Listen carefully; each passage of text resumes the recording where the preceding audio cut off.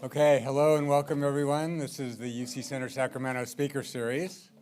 I'm Richard Kravitz, Director here at UCCS, and it's a pleasure to welcome you to session 4 of 5 of our special winter symposium on chronic homelessness and mental illness. As you know, in prior sessions, we've heard from Elizabeth Twomley at UCSD talking about some of the neurocognitive problems that afflict individuals who are homeless, from Amy Moulin and Daryl Steinberg, who spoke on the revolving door from the streets to the healthcare system and back again. And then last week from Enrico Castillo, who talked about some intriguing models that are having some success in Finland and Houston for addressing the problem of homelessness. And next week we'll hear from Joel Braslow on California's homeless and incarcerated mentally ill and historical perspective. But today, we have a distinguished panel addressing potential solutions to California's homeless problem. First, we'll be hearing from Margot Kuchel. She's a professor of medicine and director of the Center for Vulnerable Populations at UC San Francisco, and also a practicing internist at San Francisco General Hospital. Margot has a long and distinguished record of publishing really groundbreaking work on the causes and consequences of homelessness and housing instability.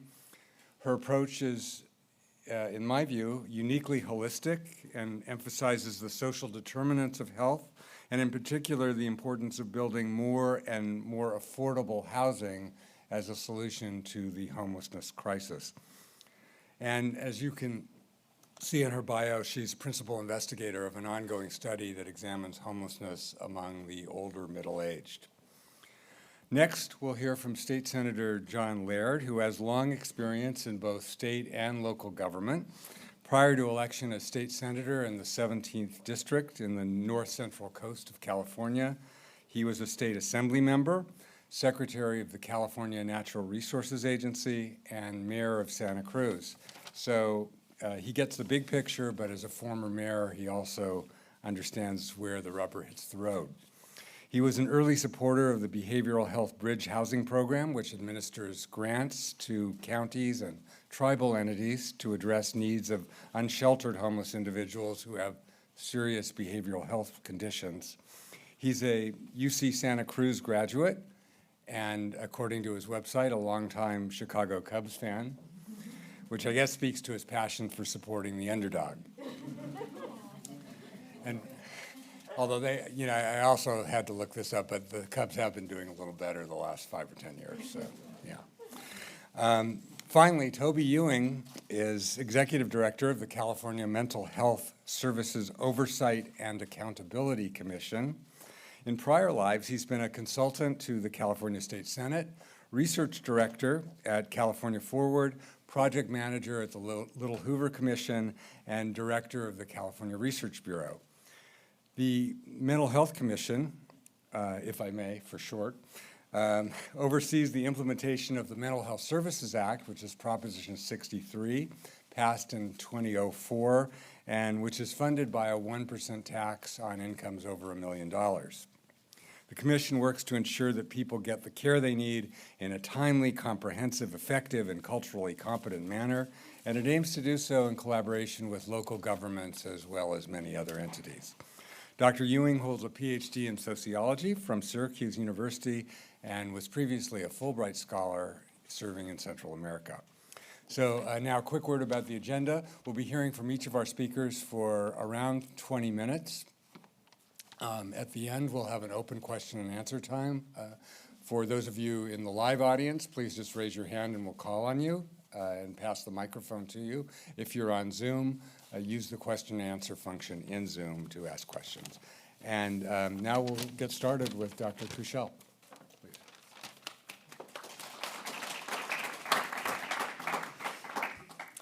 Thank you so much for that introduction. I'm Margot Kuchel from UCSF, and I'm going to start with just a little background to frame the problem before we get into how we solve the problem. So first of all, as everyone knows, homelessness is extremely common in California. Our 2022 point-in-time count, the point-in-time count is a snapshot version of who's experiencing homelessness in a night, found that California had 171,521 people experiencing homelessness that night. That meant that over 43, almost 44 per every 10,000 people in the state were experiencing homelessness, and 2/3 of them were unsheltered. There are lots of different ways to describe homelessness, but one of the ways is whether people experience chronic homelessness. Chronic homelessness has two components. You've either been homeless for a year or more, or you've spent more than a year in the past 3 years homeless, and you have a disabling condition.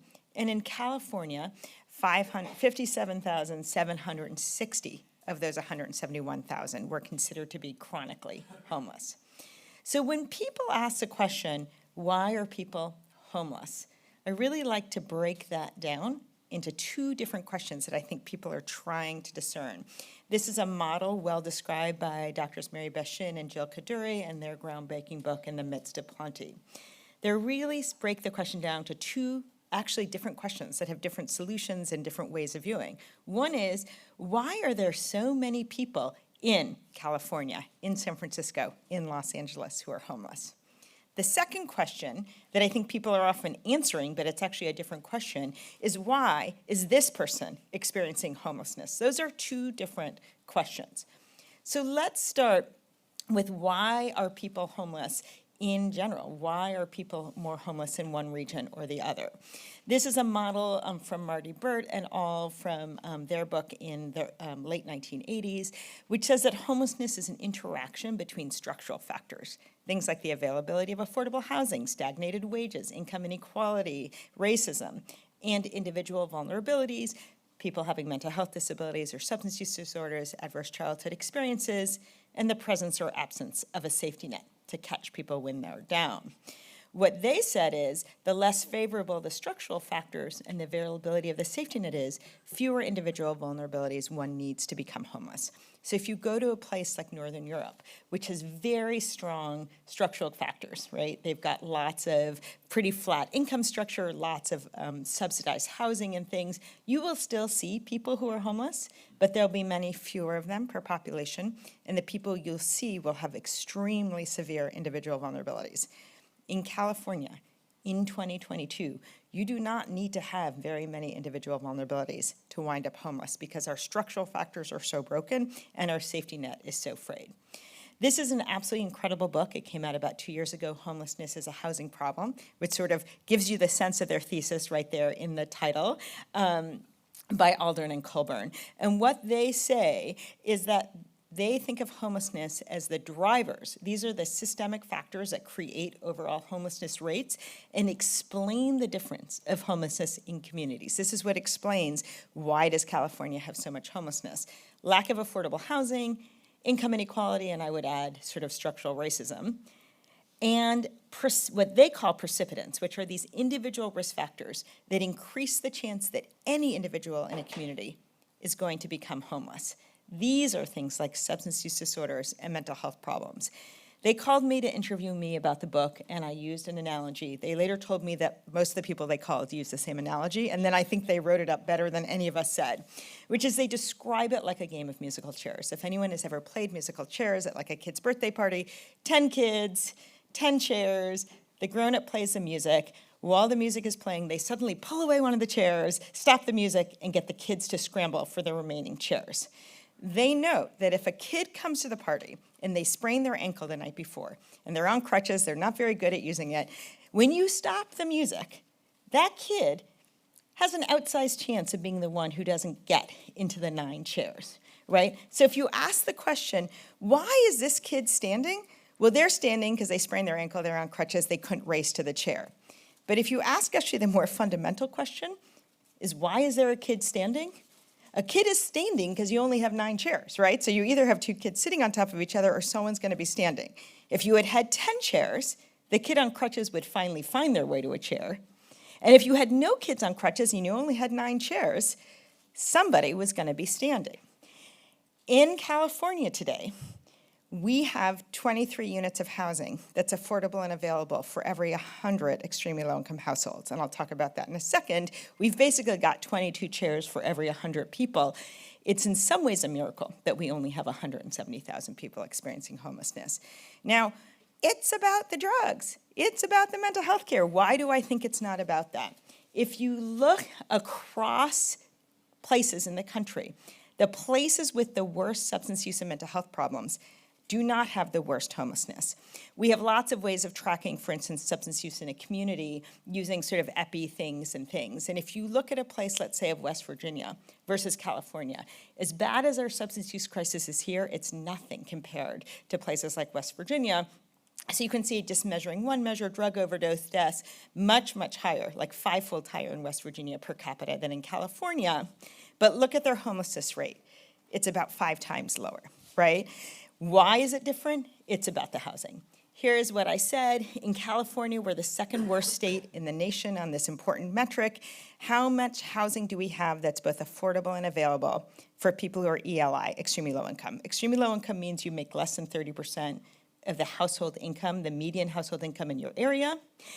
Affordable means you can pay for that housing with less than 30% of your income, because if you're spending more than 30%, you're not putting money away for, the rainy day, you're not spending it on other important things. And is the apartment available? Does it exist, and is it not occupied by someone else? California, 23 units for every 100.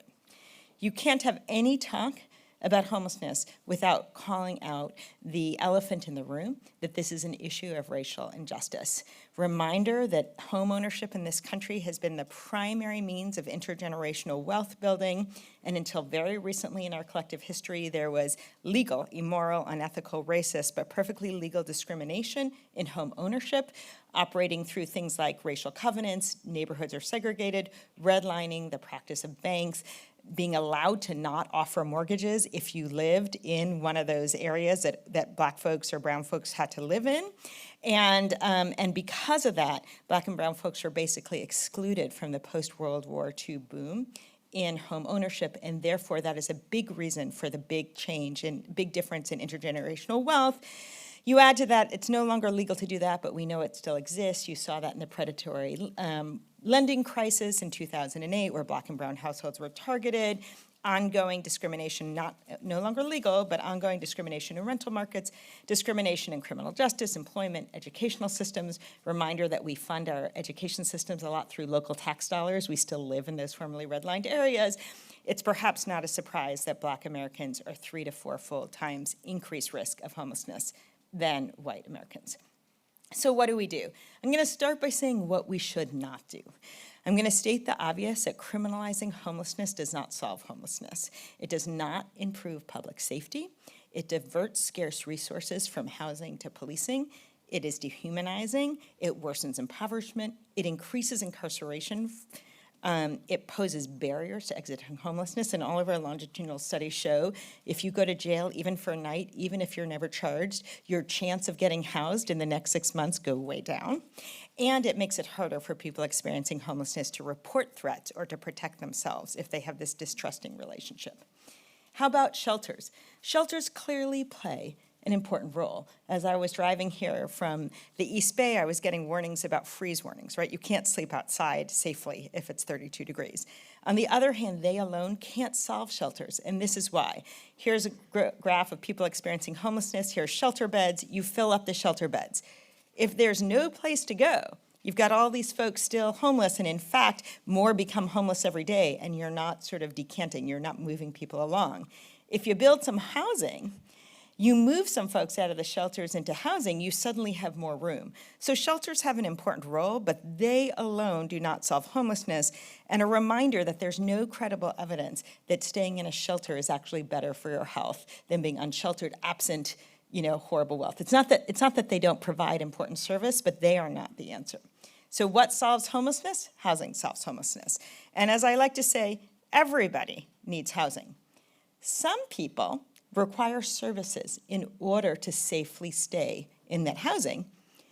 Some people don't.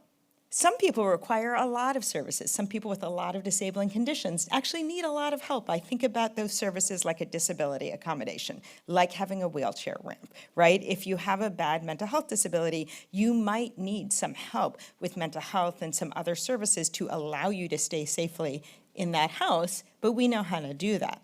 Some people require a lot, some people require little, some require not at all. That housing must be affordable. and you have to offer it on a housing first basis, and I'll talk about that in a quick second. So what do we need to do? We obviously need to expand our supply of what I would call ELI housing, or housing affordable to extremely low income households. In California right now, we have a 1 million unit deficit in ELI housing, 1 million units short of what we need to go. That 170,000 people is not a group of people. It's like constantly being replaced. Some people get housed in LA. For every person they housed, 1.7 fell into homelessness, right? You can't keep it up without moving people, preventing people, and exiting people. We desperately need to expand our supply of permanent rental subsidies. Housing choice vouchers, commonly called Section 8, federal program that supplies a subsidy to use that caps the amount of income that anyone spends on their rent to 30%.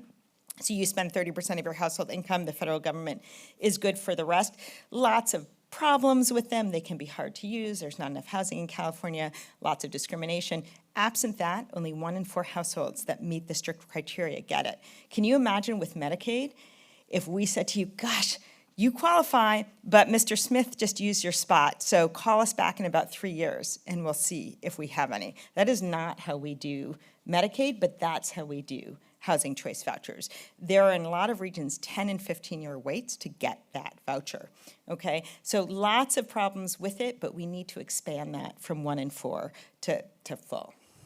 So what is Housing First? Housing First has a lot of backlash right now, but I can tell you it is the evidence-based approach to serving homeless individuals. It is not a program, it's a philosophy. It is not housing only. When I say housing first, it doesn't mean that people only need housing. Remember, some people need services, but it is that you start with the housing. It prioritizes safe, permanent, and affordable housing, and engagement in services, and this is the part that's hard for people to wrap your head around, is not mandatory. Because if you make it mandatory, if you say you need to go into treatment for your substance use, you need to enter mental health treatment to get your housing, two things happen. People don't take up those services because they're so occupied with trying to get through the night, so they neither get the services nor do they get housed. If you start with the housing and you offer robust services to be taken on a voluntary basis, people actually take up those services and they remain housed. There's extensive evidence, both from trials and from real-world sort of pragmatic evidence, that this works. The Veterans Administration has relied 100% on Housing First services since about the mid-1980s. The VA has funding because it's politically palatable, because certainly nobody who served our country should ever be homeless. So they've actually got money to do this, while homelessness in every other sector has been going up and up and up. Homelessness among veterans has reduced by now way more than half in the last decade, while every other sector has seen homelessness going up. They have not deviated from a housing first philosophy. Every cent of their money goes into housing first. So you might say, well, that's all well and good, but what about the person I see out there who maybe has psychosis or severe mental illness, someone who's in the throes of an addiction crisis? Surely you can't just give them the housing. What I would say is you can, and you must. We were asked to do a trial in Santa Clara County starting about 8 years ago. We just finished it a couple months ago, where they basically asked us to find the most impossible to house people in Santa Clara County. And we sort of used big data, and we found the 400 most chaotic folks, severest mental illness, severest substance use problems, long-term homelessness in the county. They had about 130 units for us to play with. We couldn't distinguish between these 400 people, so we randomized them, either to get the housing or not to get the housing. They were offered housing through a program called Permanent Supportive Housing, which is the evidence-based way to house people with severe behavioral health disabilities and chronic homelessness. What is it? Subsidized housing, linked voluntary supportive services, completely voluntary, offered on a housing first model, no requirements that people have sobriety or were in treatment, and it's shown to be highly effective. In this trial, we targeted chronically homeless highest users of services. These are people with 5 to 10 jail stays, 5 to 10 psychiatric ER visits, a couple hospitalizations in the past year or two. Really, really impaired individuals. Intervention, permanently subsidized housing. Intensive case management meant a master's trained behavioral counselor, like a social worker or MFT, was paired with a bachelor's trained person who helped do all the paperwork, get people benefits, and a peer, someone who themselves had been homeless. Each of those teamlets was responsible for 45 individuals. So there was a 1 to 15 ratio, but really a 1 to 45 for the behavioralist. They got housing, intensive case management, skilled staff, voluntary services, medical care. What did we see? Successful at keeping people housed. We approached about 350 people. We approached them. What we did is we put flags in their chart, so they would show up in jail. We would come to the jail and say, hi, nice to meet you. You've never met me before. Do you want to fill out a bunch of paperwork for 50-50 chance of getting housed? In the hundreds of people we approached, 3 said, no, not today. Everybody said, I'll fill out a lot of paperwork for a 1 in 2 chance of getting housed. Once they were housed, when we published a trial, 86% got housed. We've now looked at 7 years. 91% of these folks who we approached out of the blue got housed, and then we followed them for 7 years. Once they were housed, they stayed housed 93% of the nights on average, meaning a few people fell out, but not for 4 years when we published it. Now we've done 7 years, the same. Once they were housed, they stayed housed. It took about 2.5 months from the moment we met them in the ER or at the jail until they moved into their housing. About 70% moved. They often sort of blew out of one relationship. So what we did is they just pulled them into a temporary unit and put them in some other unit. And guess what? The landlord was like, oh, you listened to me when I complained. They just put someone else back into that unit. It worked incredibly well.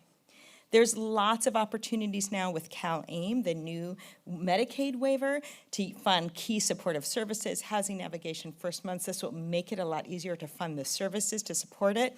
We need collaboration between health plan, health delivery systems, and housing providers, but we can get there.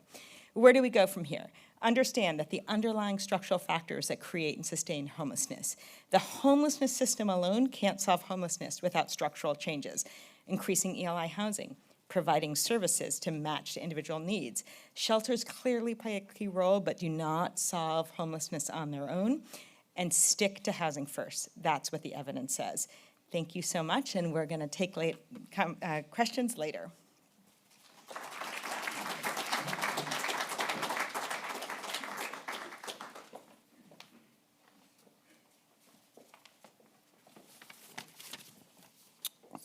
Thank you very much. It's a pleasure to be here, and I have to comment that ever since 2016, people don't laugh about the Cubs as much as they used to, and probably the greatest post in likes that I ever made is my father unfortunately did not live to see that. As a lifelong Cubs fan from south of Chicago, and I went to his grave in Santa Rosa and put a Cubs pennant and the headline from the San Francisco Chronicle sporting section that said, "Hell freezes over." And I put that on his grave, and it had more likes than anybody ever did. And I apologize for having to leave a little early because we have a hearing in the Capitol later this afternoon. But I was asking myself, geez, I wonder why they asked me to be on the panel, because given what you just heard, I don't know if I have that level of program knowledge or that level of skill, but I do have a rather unique experience, which is I have been dealing with this as an elected official for between 35 and 40 years. And it's my job to listen to that and try to figure out tangibly how you can turn it to action that fits where the public is and what you have the ability to do. And that is, when I was resources secretary, it was mentioned in the introduction, I spent half my time in meetings saying to people, how do we get to the end? They'd be wrapped around the axle about some extensive process, and I'd say, how do we get to the end? And that really is a relevant question here, and I think one that was first an elected official over 41 years ago is a thing that characterizes what you have to do. And I think that if you look to my experience, I was on the city council for 9 years, from 1981 to 1990, including a couple of terms as mayor in Santa Cruz. And my second term of mayor was the dawn of the modern homeless advocacy. Our meetings were disrupted for 4 months. People were arrested in every meeting. Our budget hearing was shouted down. I was describing beforehand that there was a time when I was home one night and police dispatch calls and says there's 100 people a couple of blocks away and they're heading to your house, and we just want you to know that they're coming and we have our eyes on this. And I turned my lights off and went to the back of the house. But for years, there was melted wax on my sidewalk from everybody that was carrying the candles from that happening. And you are right front and center. You can never run away from how those issues face you. I give advice to new local elected officials that if you go to the grocery store, get your frozen goods last, because otherwise they will melt before you can get through the checker, because you are there where people have the issues and the concerns. And when that was happening in the 80s, it was a lot of the same things we hear now. People don't live here, they're not from here, they choose to be homeless, all these different issues that it seems like sometimes the public debate has not changed in the 35 years since that happened. And so it was our decision as a city to try to do something. And it was such a difficult process, but we bought a shelter that was for 60 people and raised money for it and worked with nonprofit providers to wrap services around and fundraised for it in addition to city money. And if any of you are familiar with municipal process, we had the nightmare of being the applicant and the person that had to consider the application, you know, which was not a pleasant thing. It's an implied conflict of interest. And we did that shelter. And we promised there would be no more services in that neighborhood around that shelter. Now that is the center of services, and it has expanded dramatically since that time. And I'm hoping nobody's still alive that remembers our promise on that. But if you fast forward to now, you just heard a very eloquent talk about what works, what doesn't work. And I have this unique situation where my Senate district, I really am jealous of Scott Wiener, whose district goes 7 miles by 10 miles, and his big problem is finding parking when he goes from event to event. And my district is 3 hours and 15 minutes from one side to the other side if there's no traffic and if you go above the speed limit a bit. And there are 21 cities, and if you factor out the part of the city of San Jose that I have, the next biggest city is 60,000 people, and it goes down. And every single one is grappling with the issue of the unhoused in a non-urban area. And it raises all these issues. In Paso Robles, the Salinas River goes through town, and people have been camping in the river. And there was a big debate with the State Water Board of whether they could clear the river, and the State Water Board didn't let them do it right away. And then a fire roared out of the homeless campground and took houses. And you can imagine the underlying discussion about whether to do something after that happened. And in the atmospheric rivers, they had to do a very unique response where they had to get everybody out of the river from people that aren't conventionally reachable. And so they did signs in and out of every place in the river. They stationed people there. They had trained people from nonprofits go into the river and talk to people, and they had helicopters go over, and they believed they got everybody out before that river flooded and swept. That's the place that the 5-year-old boy was swept away. And the real question was getting unhoused people out of there and to safety before that happened. And the point-in-time count, the pit count, was mentioned in the previous talk. And it's anecdotal. I would think that maybe it's easier to do in urban areas where you know every place, you know where people go. But I talk to the people that do it in my hometown of Santa Cruz, and it is surrounded by green belts everywhere. There's state parks within a mile or two. And everybody is just convinced that you're doing this point in time thing. You are not capturing people. There are just ways you don't know where people have gone into the forest or other places. And when I was running, the city closed down a campground that was in the redwood forest, about a half a mile outside the urban area, but still inside the city limits, where people had chopped down redwood trees and built cabins and done different things, which of course made the enviros crazy because, we have a permit process for chopping down redwood trees. And yet it just keeps moving people. And there was this, when I first came back to the Senate, there was this campground of between 300 and 400 people that was at the major freeway intersection in town that I passed every Monday morning when I left for Sacramento and passed coming back in. And it was at one point shut down, and things just kept moving. It was a matter of where it cropped up because the problems that were associated with it were not being addressed. And one of the big problems is that the previous speaker described the numbers and the fact that there's these big cities.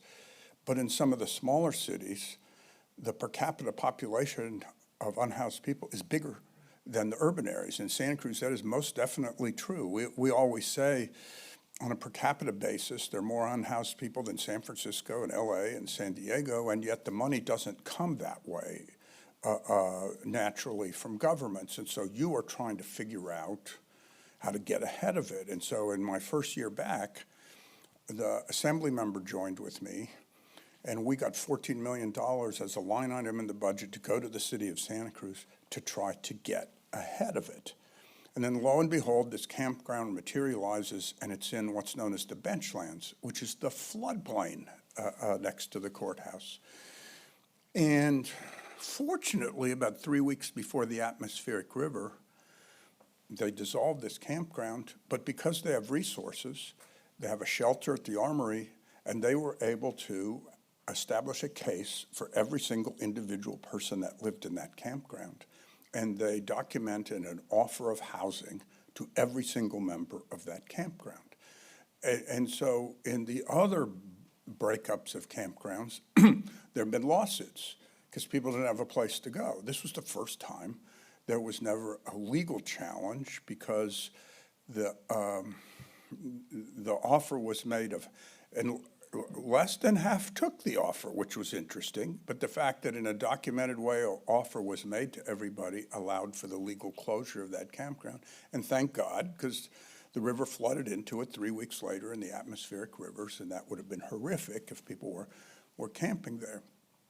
And if you look up and down the district, I did my best in the last year to visit every outlet of services for the homeless in the entire district. And so they're doing tiny houses in Grover Beach. In response to what's going on in Paso Robles, they bought a Motel 6. They have a shelter in Atascadero. They have a comprehensive one in San Luis Obispo. And, into Monterey, they're doing it finally in downtown Monterey. They have a families one in Seaside. They have a huge one in Salinas, in Santa Cruz. There's a veterans one being built in the mountains, especially focused on veterans. And there's a comprehensive program in Santa Cruz on the site that we promised there would not be additional services 30-something years ago, where they have a shelter, a basic shelter that houses a bunch of people. They have tiny homes. They have rehab beds for people coming out of the hospital with no place to go until they rehab from whatever happened in hospital. There's a locked ward. There's a family shelter with 30 apartments. There's a clinic that faces outside as well as inside. There's showers, there's mailboxes, there's clothes, there's lofts. They have everything that would be needed, and they feel like they can barely dent it. And after a certain amount of time with this experience, they believe that a key part of the solution is developing housing for the lowest level of income. And while they have a condition that people will agree to look for housing as the condition to reach service, receive services, and they will work with them. And so they even work with landlords on placement of Section 8 vouchers so that the landlords will understand and feel comfortable with the placement. And now they just decided, as I was saying, the only way to do it is to construct housing. So they have proposed 118-unit, 5-story, lowest income housing, and they've gotten 2 grants from the state. They're about 75 or 80% of the way there on the money, because they just don't see how they can dent it with everything they're doing, which is virtually everything across the spectrum, unless they're actually providing housing units that don't exist for the lowest of the low incomes. And so then you turn to us, and you know, my job was to help them get ahead of it in that area. And it was interesting, because then I met with all the different officials, and the county officials surprised me, because the city was always mad at the county for not giving them enough resources while they were frontline with the police and in the open space and everything, and yet the county says there's just no accountability. We don't have responsibility. You know, sometimes we have money and authority without accountability, and that was an interesting takeaway, is how do you construct something that's regional where people are accountable for the outcomes and accountable for actually providing the resources to do this in a coordinated way. And the assembly member at the time who helped me with the Santa Cruz money, we used it to leverage cooperation between the agencies that didn't exist before. That was our way, bringing money to the table. They came to the table, and they actually got a facilitator and worked out a lot of the issues they had between the levels of government in how to provide this. And so if you, you know, and a lot of it is like was just said, in the ideal world, you do housing first.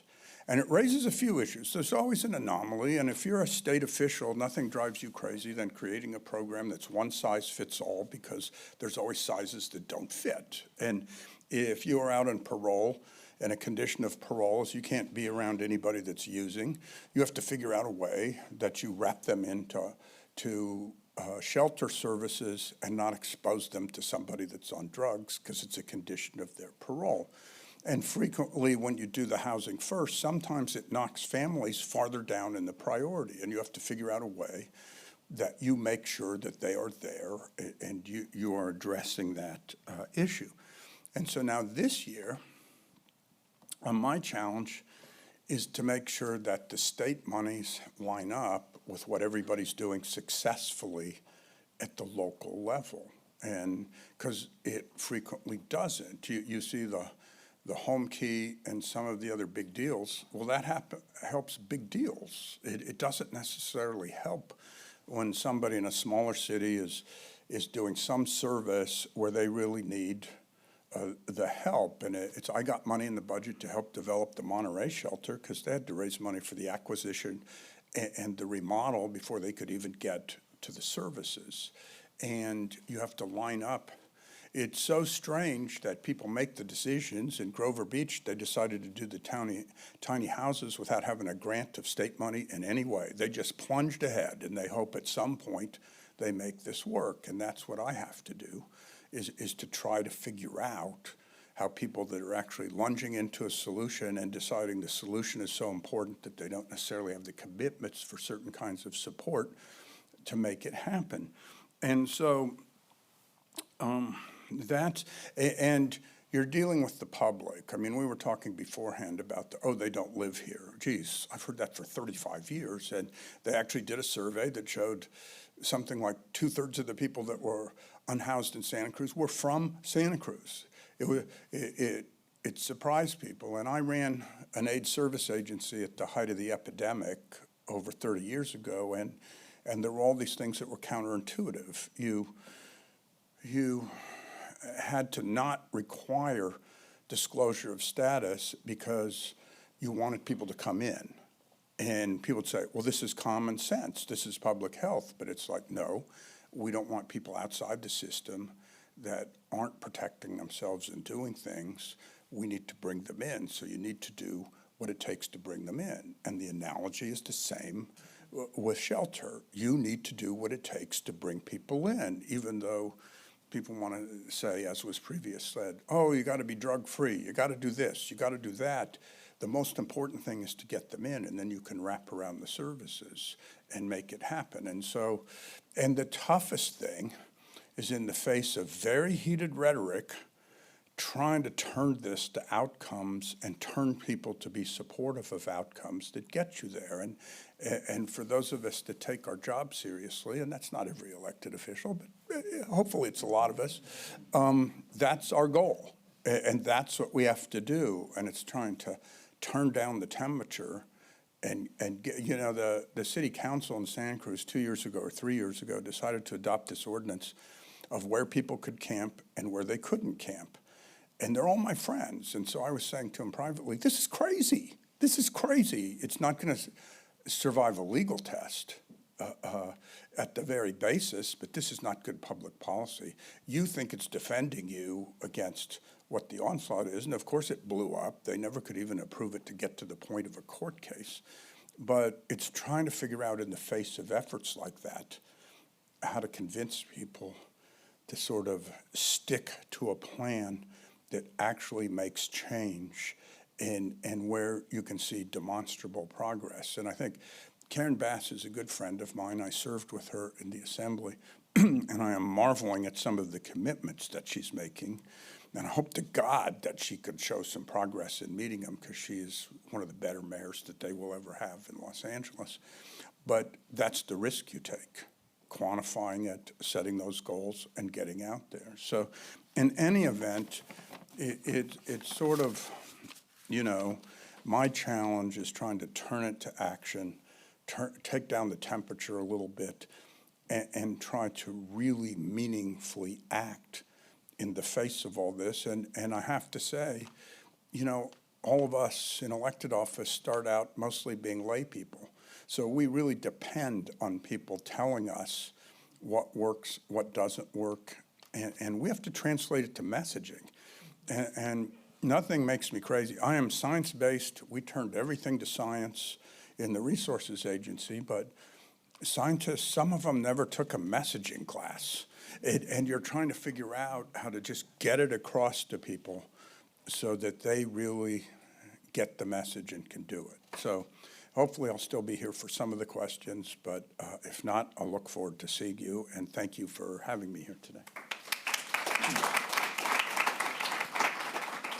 Senator Laird, thank you so much for those remarks. Because you might not be here for the full panoply of questions, I just wanted to sneak one in, and then we'll go to Dr. Ewing. You mentioned an issue that Mayor Steinberg also mentioned several weeks ago about the challenges that face cities and counties in their relationship in the matter of accountability. Is there anything the state can do to help ease that relationship and create greater partnerships between cities and counties? The answer is yes, although half the time I'm not sure exactly how.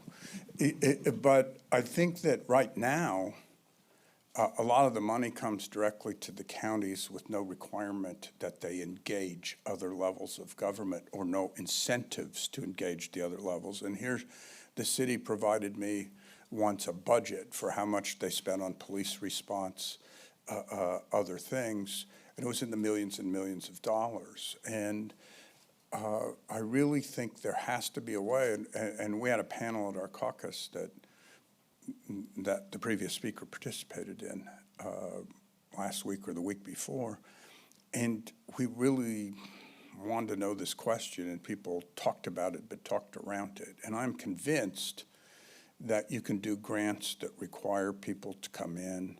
And one of the problems right now is we had a hearing on homeless programs in front of the Budget Committee in the Senate, and it was painful because it was all just a list of what all the programs were and how much money it was, and we wanted to ask about accountability and about coordination between governments, and they were really stuck on just the reporting of what's in each line item. And I think there's a way to take the grant process and condition some of it on people working together in a way that is exactly what you asked for in the question. And we've got to figure out how to do it.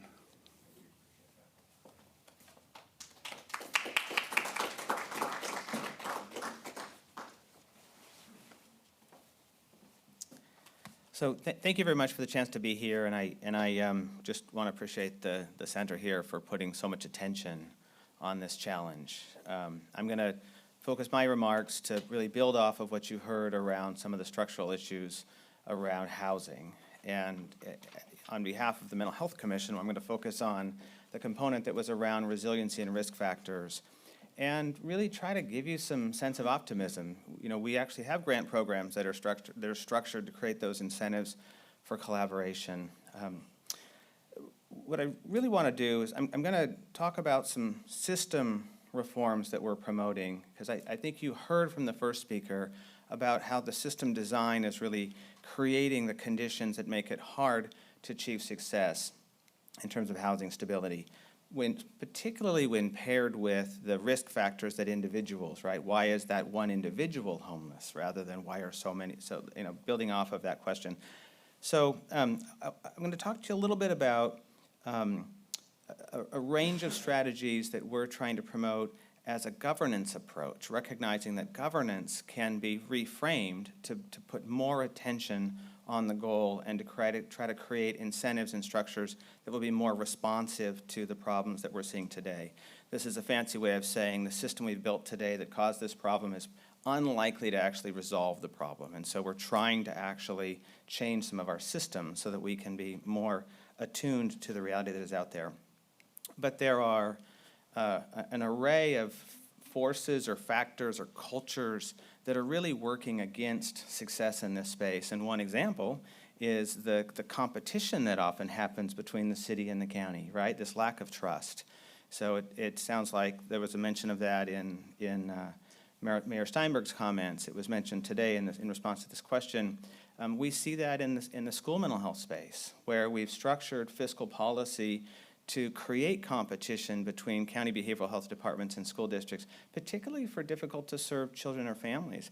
Whose responsibility is that, right? We've sort of chopped our system up into these silos, and then we wonder why our system is so siloed, particularly when we try to deliver care that is integrated.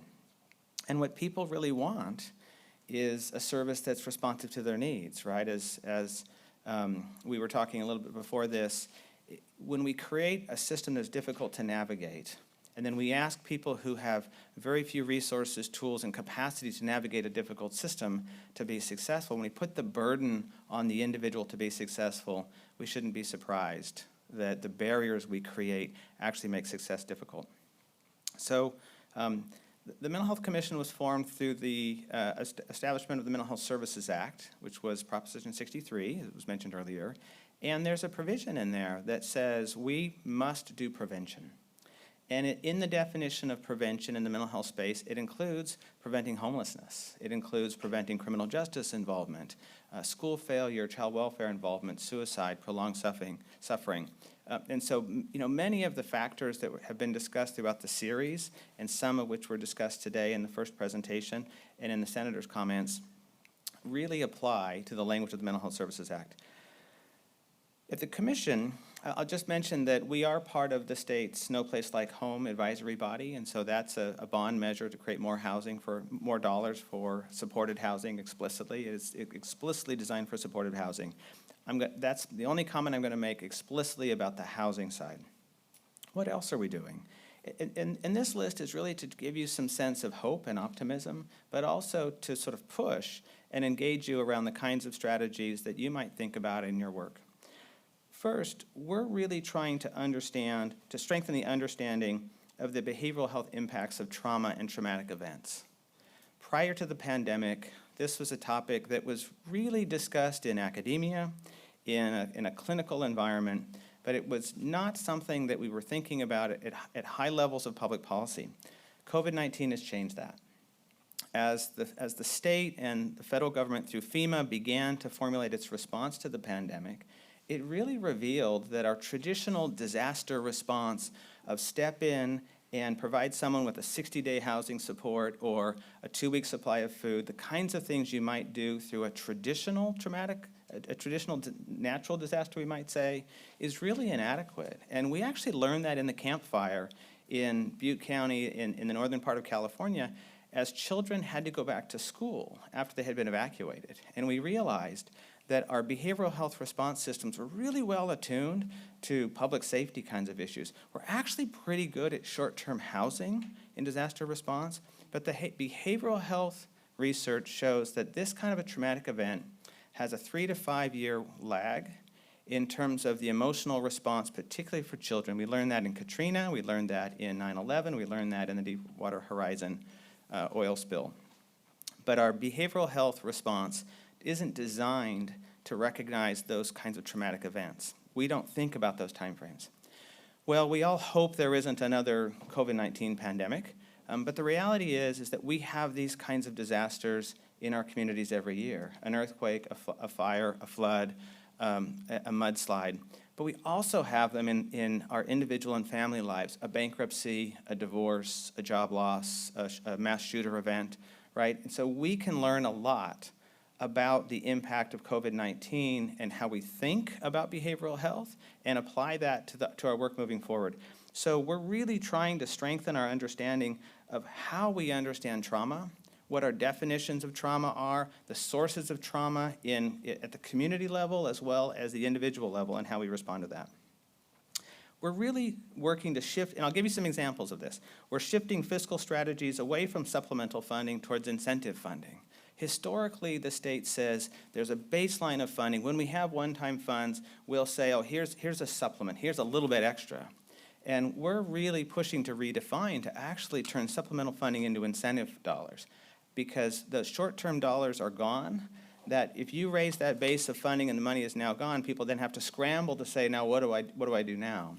So what we're really trying to do in the areas that we work, trying to change the nature of these dollars to actually support the ability of our local partners to rethink their systems, so that when one-time or short-term money is gone, the underlying system is reorganized in a way that is more responsive. How do we get bigger bang for the buck? How can the state use state dollars to incentivize risk-taking for bureaucracies that are really hesitant to take risks? This is actually embedded in the Mental Health Services Act. There's a 5% set aside for innovation. The law actually requires our local county behavioral health partners to recognize that the system we have today is not the system we need, and to try things that are outside of the traditional approach. So the commission is really working to create an environment where we can take advantage of these opportunities and really think differently about underlying fiscal systems and how we can reorient those to be more outcome focused. We are supporting innovations, that language in the law. California is unique. We have somewhere it fluctuates every year because our revenue stream is very volatile, but somewhere in the range of $150 to $200 million a year for innovative approaches. No other state has this opportunity out there. What we're missing is the culture, the capacity, the tools to take best available advantage of these dollars to really rethink and redesign and reformulate our systems. We're elevating the voices of those we serve. Part of the challenge we have is quite often, if any of you have interacted with government, you might have said, I don't know that I would have designed it this way, right?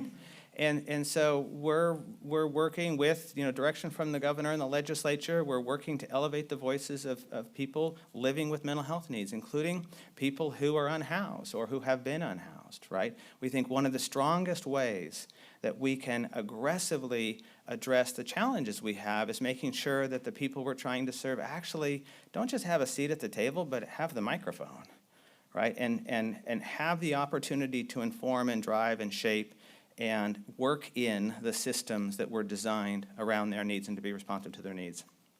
And we're focusing on upstream prevention. I'm going to give you some examples because that's sort of very conceptual, but I'll try to make it very practical. And these examples touch upon many of the themes that have been addressed in the series. So law enforcement, the role of public safety partners, hospital emergency departments. One of the talks was people cycling through emergency departments, the intersection of mental health need and the stability that we look for in terms of housing.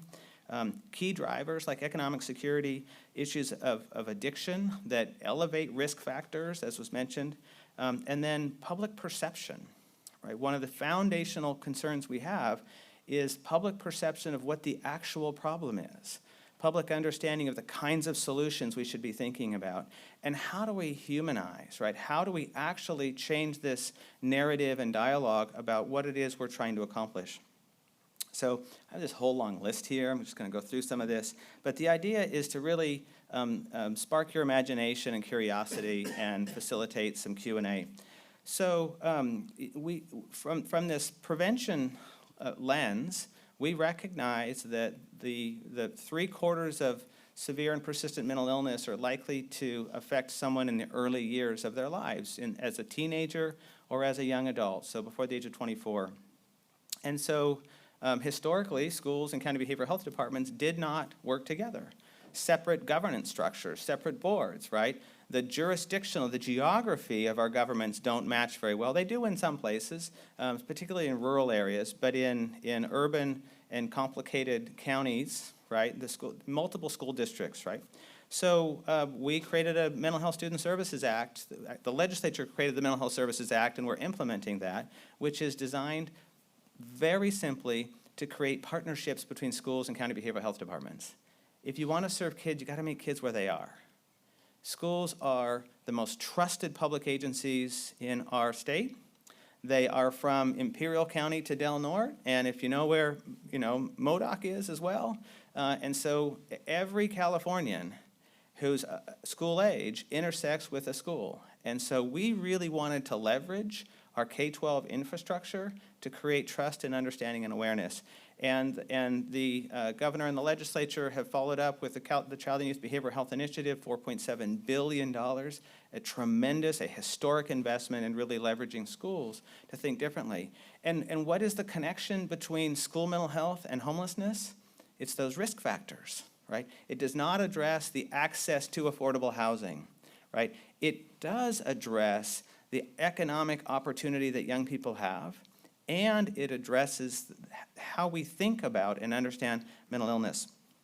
California has, we now have partnerships all throughout the state of California that are connecting what's happening in schools with what's happening in communities around mental health needs. And one of our earlier conversations, we were talking about mindfulness.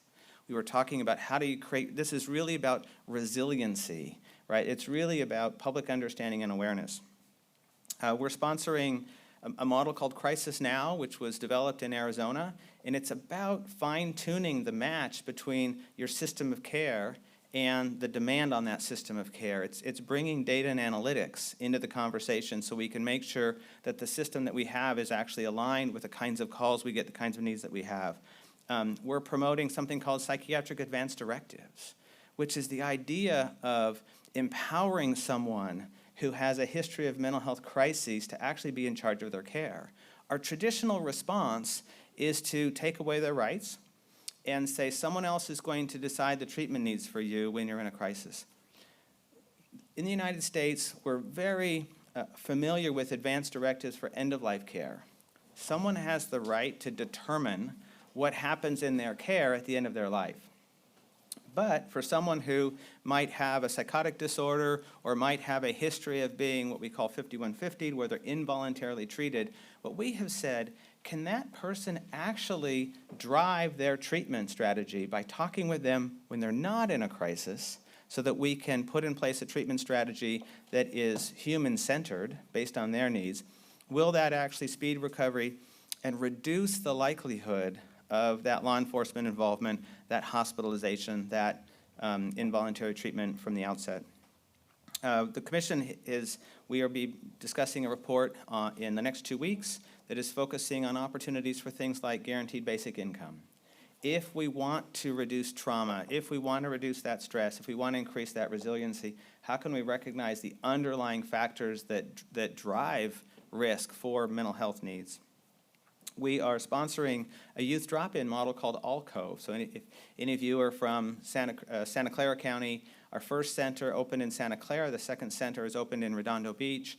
This is a youth-driven model, and it's designed to create, the mention was low barrier care. This is low barrier care for young people when we're most vulnerable for mental health needs, to create a level of trust and understanding. It's actually integrated physical health and mental health. This is all about reducing stigma, reframing the problem, and reframing the opportunity. In California, in the United States, we have a model for early response to psychosis.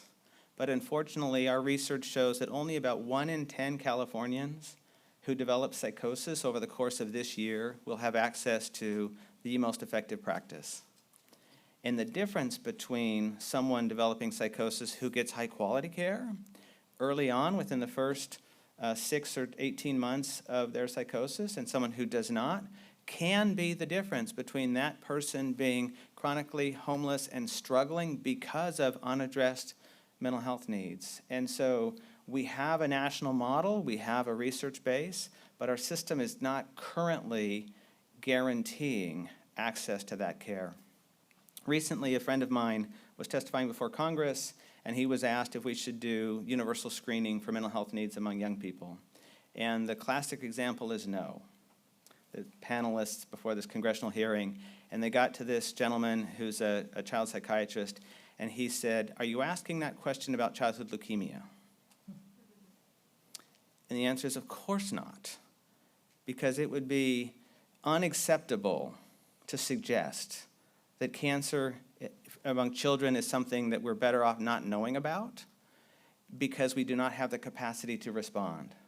But when it comes to mental health needs, we've set up a system that makes it fundamentally acceptable to say, perhaps we're better off not knowing, and we'll deal with that problem when it becomes a scenario around a homeless mentally ill person on the street who is making someone uncomfortable. So, we're really trying to strengthen access to early intervention and prevention services. We're elevating the voice of youth. We're elevating the voice of mental health peers.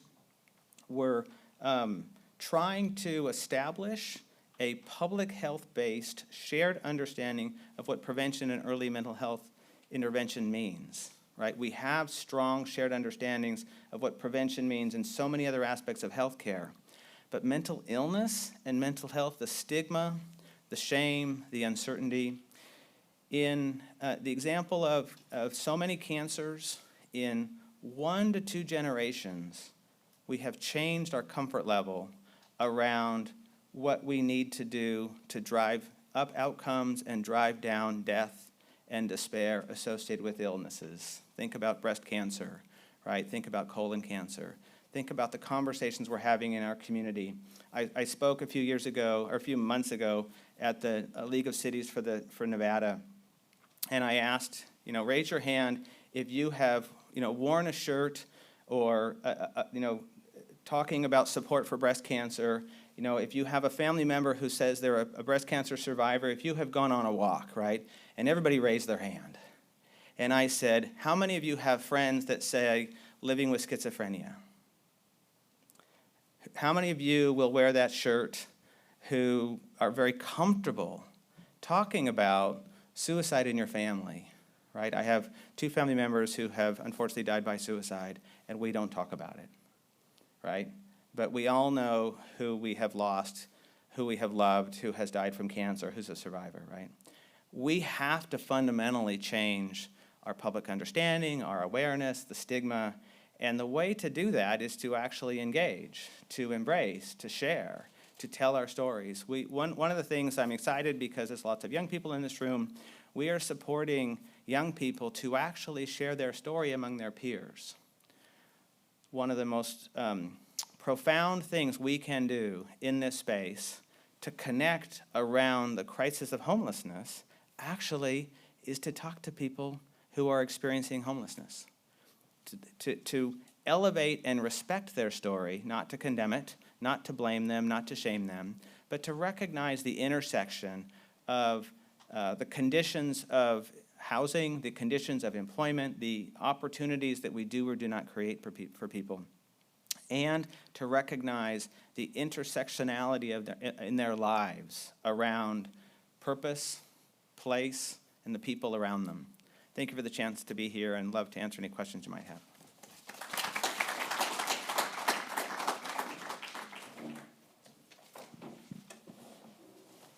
All right, well, thank you very much to both of you. So we're going to open up our question and answer session in just a moment. First, just maybe a question for the two of you jointly. It seems like if there was any singular message out of the three discussants, it was that the solution to chronic homelessness for the chronically mentally ill is permanent supportive housing. And that involves permanent housing on the one side and supportive services on the other. To what extent is there enough dialogue and the right kind of dialogue between the housing side and the services side? Could there be more, and what kind of action do we need to take collectively to make that happen?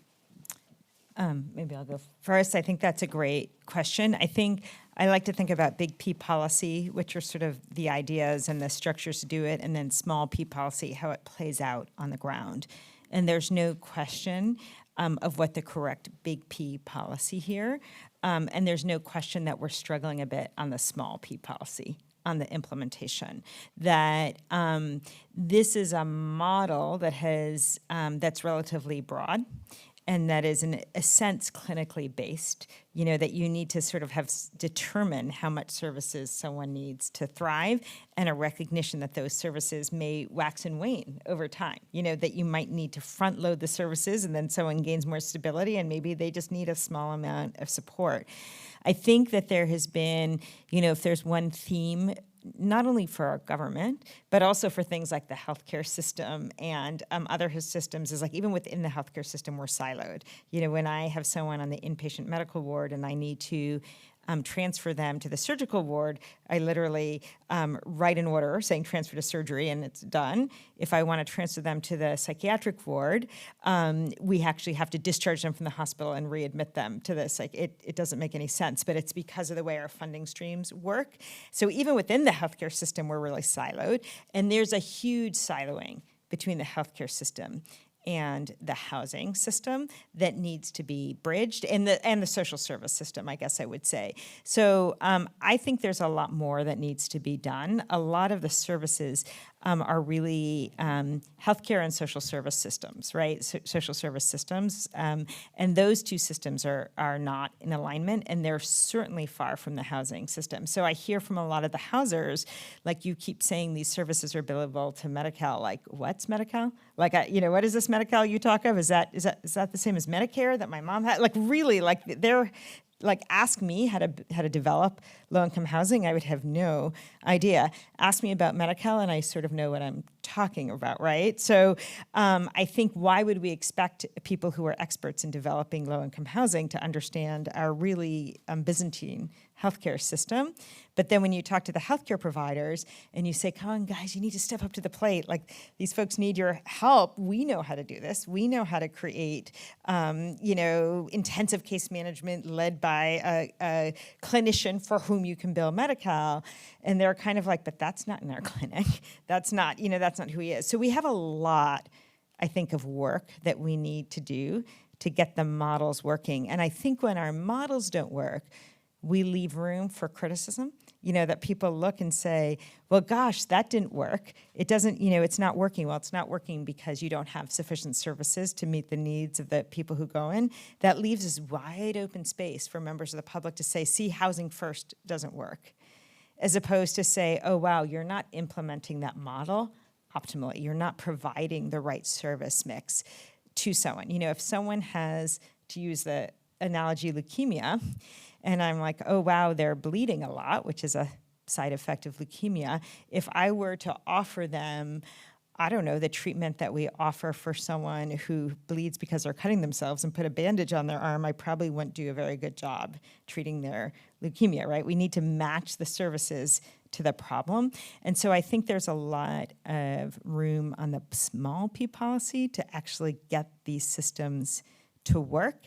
And I think absent that, you leave this wide open space. Like, we're dealing with this massive backlash against Housing First. There's no question that Housing First is the right policy, but I don't think we've always done the best job implementing it, because Housing First, the services have to be voluntary, but that doesn't mean the services aren't there. And more importantly, the level of services need to match the need. You know, I do a lot of work with the aging homeless populations. About half of single homeless adults are 50 and over. About half of those folks never were homeless before the age of 50. Those are low-wage workers who've been working minimum wage jobs their whole life. Something happens after the age of 50. They lose their job, they get hurt, they get sick, their mom dies, something happens, and they find themselves out in the street. These are not folks who need like a psychiatrist to help them. What they need is housing that they can afford and the services that, you know, older adults might need in the community. On the other hand, if you have someone who's been homeless for 10 years, has a psychotic disorder, and maybe uses substances, they actually need a bunch of services to support them in that housing. If we don't supply those services, it's not going to work. So all that to say, there's a lot of work to be done on the small P policy, and a lot of that work has to be done to, A, create the laws that allow, that incentivize this cooperation, but also literally to help bring the two, you know, the partners together to make it easier for them to all do what they need to do to make these models work. The only thing I would add to that is, you know, when we talk to people in the community, there are people who say, I want supportive housing, right? But usually people don't say, I want to live in supportive housing for the rest of my life. What they say is, I don't want to need supportive housing. Right? And so I want the support, the assistance to be able to, you know, enter supportive housing if that's what I need at the moment, but to move on for independent living, right? Again, it's about being surrounded by people who care about you. There's a lot of loneliness in these environments, which can undermine the success in supporting independence. People want purpose. They want hope. They want a job. They want a job that pays enough to pay for the housing, right? And so I would say we have to do a better job connecting housing and services, just consistent with the comments today.